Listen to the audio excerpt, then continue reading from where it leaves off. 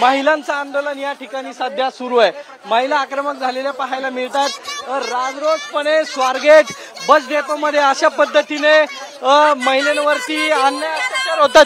काय आता काही कारण देऊन त्याला आपण जर बघितलं तर वेगळ्या वेगळ्या घोषणा ज्या आहेत त्या या महिलांकडून सध्या देण्यात येते।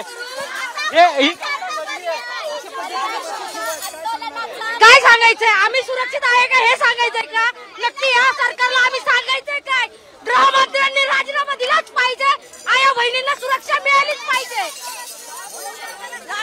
लाडक्या बहिणीचे बंद करा। आणि आता माझं वाक्य आहे, गृहमंत्र्याला काही कारण देऊन त्याला जर मोकळं सोडलं तर त्याला मोकळं सोडायचं, भर रस्त्यात जावं। आम्ही बहिणीला 1500 रुपये नकोय, लाडक्या बहिणीला 1500 रुपयाची गरज नाही, लाडक्या बहिणीला पाहिजे सुरक्षितता। सुरक्षितता नाहीये। आता ही जर बस बघितली तर बस मध्ये काही आतापर्यंत ज्या महिलांवरती अत्याचार झालेला आहे, रक्षक झोपलेत का? इथले सुरक्षा रक्षक झोपलेत का? प्रशासनाने याच्याकडे लक्ष दिलं पाहिजे रे। आपण बघितलं तर सर्व महिला ज्या आहेत त्या या ठिकाणी आक्रमक